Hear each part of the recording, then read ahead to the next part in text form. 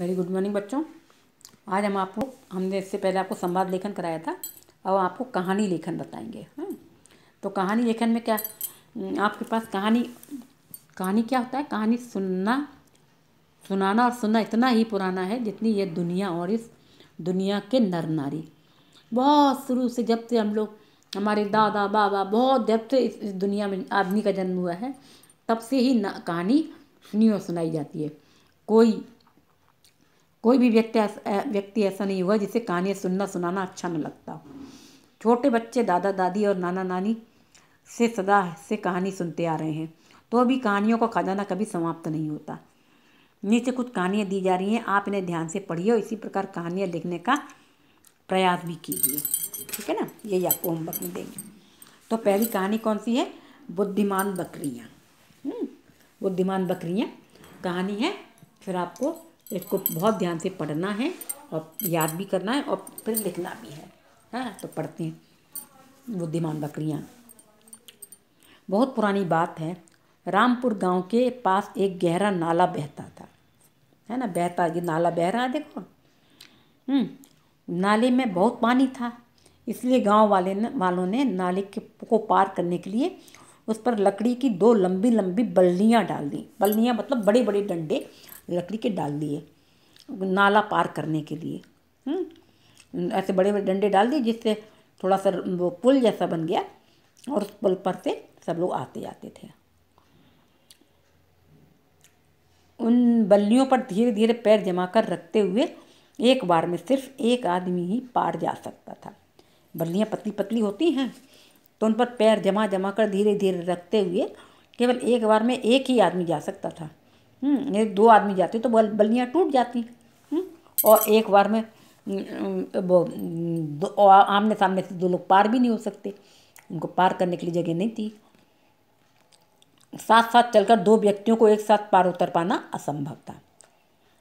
ये साथ साथ चलकर 2 व्यक्ति तो एक साथ पार उतर पाना असंभव था। ऐसा वो ऐसी लकड़ियाँ बल्लियाँ लगाई थी, पतली पतली थी, केवल एक बार में एक ही व्यक्ति पार होता था। हमेशा ऐसे एक एक करके पार होते थे। एक दिन गांव वालों ने एक अद्भुत दृश्य देखा। गांव वालों ने एक अनोखा दृश्य देखा। ऐसा दृश्य बड़ा आश्चर्यजनक। कि लकड़ी की बल्लियों से होकर 2 बकरियां आमने सामने से आ रही हैं। आमने सामने से मतलब एक तो इधर से जा रही है, एक इधर से जा रही है और एक इधर से आ रही है। तो आमने सामने, अब देखो, जैसे एक आदमी ही आ रहा है, देखो, है ना, एक बार में एक ही आदमी आ पा रहा है। लेकिन एक दिन क्या देखा कि ये देखो, ये दोनों बकरियां एक इधर से आ रही है, एक इधर से आ रही है। अब दोनों एक दूसरे के सामने आकर रुक गई। अब जब एक जगह पर पहुंची तो दोनों रुक गई। अब बेचारी क्या करें? ना तो पीछे जा सकती हैं, ना आगे आ सकती हैं। अब बेचारी खड़ी हैं दोनों। अब क्या होगा? यह बात बकरियां ही नहीं, गांव वाले भी सोच रहे थे। सब गांव वाले देख रहे थे ये खड़े खड़े कि अब क्या हुआ। ये बकरियां ये किनारे, ये बीच में खड़ी हो गई। ना तो पीछे मुड़ सकती हैं, मुड़ेंगी तो गिर जाएंगी हाल। ना आगे जा सकती हैं। तो अब दोनों, और गांव वाले भी सोच रहे हैं कि अब क्या होगा। अब बकरियां भी सोच रही कि अब क्या करें। अचानक एक बकरी दोनों बल्लियों पर जमकर बैठ गई। अचानक देखा कि उनमें से एक बकरी दोनों बल्लियों पर जमकर नीचे की तरफ अच्छी तरह बैठ गई, पकड़ के अच्छी तरह। लोगों ने अचरज से देखा कि दूसरी बकरी पैर जमाकर उसके ऊपर चढ़ गई। दूसरी बकरी, लोगों ने देखा एक बकरी तो ये बैठ गई नीचे और दूसरी बकरी पैर जमाकर उसके ऊपर बैठ गई, चढ़ गई और बल्लियों पर दूसरी ओर पैर रखती हुई, देखो ऐसे बकरी ये बैठ गई है, ये बैठ गई, देखो बकरी, है ना, और ये वाली बकरी उसके ऊपर पैर जमाते हुए और एक एक पैर करते करते करते और उस नदी के पार हो गई, उसके पार हो गई पुल के। उस बकरी के जाते ही यह बकरी भी उठी और बड़ी आसानी से इस पार चली आई, है ना। उनने बुद्धि का उपयोग किया ना। एक बकरी बैठ गई और दूसरी बकरी उसके ऊपर से पैर रख के और धीरे धीरे करती हुई वहाँ से निकल गई, अपने अपने रास्ते वो भी चली गई।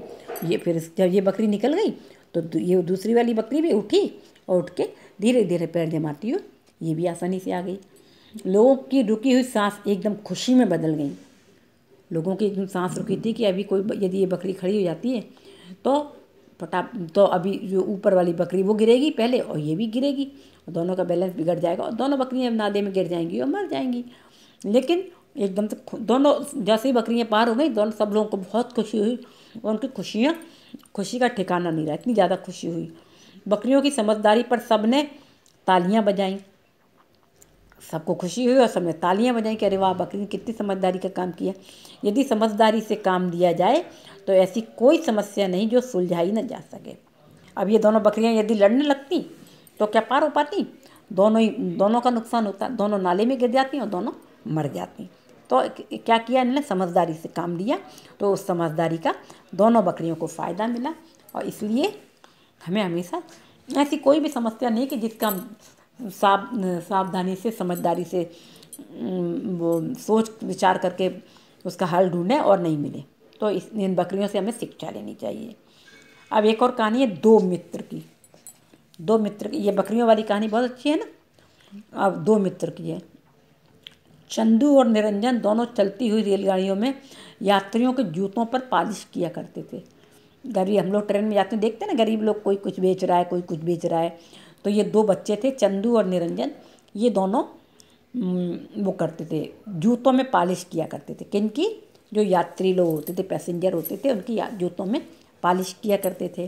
कभी कभी जब किसी यात्री से निरंजन अनुनय करते हुए कहता, जूते ज़्यादा मैले हो गए हैं साहब, क्या पालिश कर दूं? तो यात्री झल्लाकर कह देता, हट, मुझे पालिश वालिश क्यों नहीं करवानी, तू मेरा सिर मत खा। बेचारे बच्चे भूखे रहते थे तो अपना पेट भरने के लिए तो कुछ तो काम करना ही है। तो जब किसी को गंदे जूते देखते तो उनमें से एक लड़का जो निरंजन था वो कहता, साहब बहुत जूते गंदे हो गए, लाइए मैं पालिश कर दूं, साफ़ कर दूं। तो कभी कभी तो यात्री उनसे करा लेते और कभी खिसियाकर डांट देते, उसको भगा देते। बेचारा निरंजन अपना समूह लेकर दूसरी ओर चला जाता। बेचारा खिसिया के चला जाता अपना समूह के लिए, अब क्योंकि मजबूरी थी उसकी, तो पेट भरना था। कुछ देर बाद ही चंदू आता और वह भी लोगों की झिड़कियाँ सुनता हुआ 5-7 जूतों पर पालिश करके जो पैसे मिलते उन्हें संभाल कर अपनी जेब में रख लेता। उनमें से जब एक को भगा देते तो दूसरा जो दोस्त था उनका चंदू, वो भी आता और वो भी कुछ लोग करा लेते, कुछ लोग डांट के भगा देते। इस तरह से पूरे दिन वो लोग 5-6-7 लोगों के जूतों में पॉलिश कर पाते और उनसे जो पैसे मिलते उन्हें संभाल कर अपने पैसे पास रख लेते, खाना खा लेते और अपने घर वालों को भी देते बेचारे। अचानक एक दुर्घटना में निरंजन का एक पैर कट गया। ऐसे रेल में काम करते थे, अचानक से एक दुर्घटना हुई और निरंजन बेचारा ट्रेन में नीचे फंस गया होगा तो उसका पैर कट गया। अस्पताल में पड़े पड़े उसे कई दिन और कई महीनों बीत गए। अस्पताल में ले गए लोग कोई, और लेकिन अस्पताल में पड़े पड़े कई दिन बीत गए, भूखे प्यासे, और कई महीने बीत गए। अक्सर वह देखता कि एक लड़का सुबह शाम उसके पास आकर बैठ जाता। वो लड़का देखता अक्सर कि एक लड़का, वो निरंजन देखता कि उसके पास एक लड़का आकर बैठ जाता, अपने साथ एक गिलास में चाय लेकर आता और उसे पिलाता। उसे कुछ कुछ याद आया निरंजन को। यह तो वही पालिश वाला लड़का है जो अक्सर मेरे साथ में यात्रियों के जूतों पर पालिश किया करता था। अच्छा, ये दोनों दोस्त नहीं थे, केवल पालिश किया करते थे, एक ऐसा काम करते थे, तो एक दूसरे को देख लिया करते थे ट्रेन में। तो इसको निरंजन को याद आया कि ये तो वही लड़का लग रहा है कि जो मेरे साथ जूतों में पालिश किया करता था ट्रेन में। और कभी उसे उन दिनों की याद आ गई। निरंजन लेटा उसको याद आ गया कि अरे ये वही लड़का है। फिर उसने अपने दिमाग पर जोर डाला तो उसको याद आ गया कि हाँ, ये वही लड़का है। बेचारे को वाली बात याद आई तो वो निराश हो गया, बहुत दुखी हो गया। उसने अपने कटे हुए पैर को उसकी आंखों नहीं कटे उसने अपने कटे हुए पैर की ओर देखा और उसकी आंखों में आंसू बहने लगे। उसको भी याद आ गया कि ये भी लड़का दौड़ दौड़ के पालिश किया करता था सबके, और सबकी झिड़कियाँ सुनता रहता था, और मैं भी करता था ऐसे ही। अब मेरे पैर कट गए हैं, तो मैं मजबूर हो गया हूँ, तो मैं बिस्तर पर पड़ा हूँ। तो ये याद करके उसने अपने पैरों को देखा और उसको रोना आ गया, वो आंसू आने लगे। तभी चाय लेकर चंदू आ गया। चंदू फिर रोज आने लगा। चंदू को याद हो गया कि यह वही दोस्त, वही लड़का जो मेरे साथ पालिश किया करता था। चंदू आ गया। निरंजन की आंखों में भरे आंसुओं को देखकर उसने निरंजन के सिर पर प्यार से हाथ रखा, उसे उठाकर बिठाया और कहा, भाई जिंदगी में यह सब तो होता ही रहता है, किसी को क्या पता कि किसके साथ कब क्या हो जाए। हम गरीब जरूर हैं पर कुछ ना कुछ करके अपनी रोजी रोटी तो कमा रहे हैं। उसने समझाया उसको। बेचारा वो रोने लगा निरंजन कि देखो मैं भी ऐसे ही दौड़ दौड़ के करता था, अब मेरे पैर कट गए। तो वो रोने लगा, उसको आंसू आ गए। तो उसने समझाया। चंदू उसी समय आ गया। चाय का गिलास लेकर आया। उसने चाय पिलाते हुए कहा कि भाई ऐसा तो होता ही रहता है, कभी किसी के साथ हो जाता है, कभी किसी के साथ हो जाता है, लेकिन फिर भी हम लोग अपनी मेहनत करके अपना पेट तो पाल ही रहे हैं ना, तो इसमें कोई दुखी होने वाली बात नहीं है। हम गरीब हैं लेकिन फिर भी हम अपनी मेहनत कर रहे हैं और पेट पाल रहे हैं। पर मैं अब क्या काम करूँगा, पर मैं अब क्या काम करूँगा, निरंजन रोते हुए कहा। अब निरंजन बोला कि लेकिन मैं तो अब मेरे तो पैर ही कट गए, मैं अब क्या काम करूँगा। कुछ नहीं बिगड़ा है भाई, देख हम दोनों फिर से अपना पालिश का धंधा शुरू करेंगे। मैं तुझे किसी डिब्बे में एक जगह बिठाकर तेरे पालिश करने के लिए जूते ले आया करूँगा। कुछ जूते मैं पालिश करूँगा और कुछ तू करना, दोनों भाई मिलकर पालिश करेंगे और गीत गाएंगे।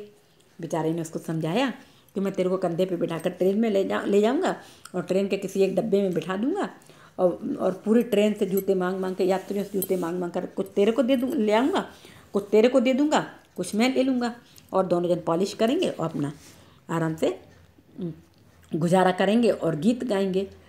पर मेरा तो कोई भी नहीं है, निरंजन ने फिर सिसकते हुए कहा। निरंजन ने कहा कि लेकिन मेरा तो कोई भी नहीं है, मैं कैसे वहाँ जाऊँगा और कैसे वहाँ पॉलिश करूँगा। क्या, क्यों, मैं जो हूँ तेरा दोस्त। उसने कहा अच्छा, क्यों नहीं है कोई, मैं तो हूँ तेरा दोस्त, और हाँ मेरी माँ और छोटा भाई भी तो तेरे साथ है। मैं तुझे अपने घर ले जाऊँगा। देख तू मना मत करना, मेरी माँ तुझसे मिलकर बहुत खुश होगी। चंदू खुशी से कहता चला गया। और चंदू का तो एक भाई भी था और माँ भी थी, निरंजन के कोई नहीं था।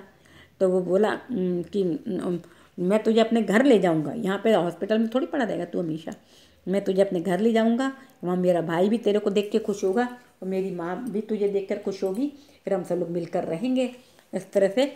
देख तुम मना मत करना, चलना जरूर, आज मैं तेरे को अपने घर ले चलूँगा।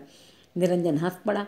उसने अपनी आंखों के आंसू पोंछ डाले और चंदू का हाथ पकड़कर लंगड़ाते हुए उसके साथ चल पड़ा। एक पैर का हो गया था तो चंदू का हाथ पकड़ करके एक पैर से लंगड़ाते हुए वो घर की ओर चला गया। इस तरह से एक मित्र ने दूसरे मित्र के प्रति फर्ज निभाया और उसको अपने घर ले गया, उसके लिए काम लेके आएगा तो वो भी पालिश करेगा, वो भी पालिश करेगा। इसलिए हमें कभी भी संकट के समय घबराना नहीं चाहिए, बल्कि उस संकट से निपटने के लिए उपाय सोचना चाहिए। तो ये 2 कहानियाँ आपकी हैं, है ना। इसी तरह से और भी कहानियाँ होती हैं, जैसे प्यासा कौआ कहानी है, ये तो बहुत छोटे बच्चों के लिए है। इसी तरह अंगूर खट्टे हैं, लोमड़ी वाली कहानी है ना, अंगूर खट्टे हैं। और ऐसे एक होता है वो चालाक बंदर जो रोटी पा गया, वो दो बिल्लियाँ जो रोटी पाई थी तो उनसे काट काट के पूरा खा गया था, है ना, वो वाली कहानी भी है ना।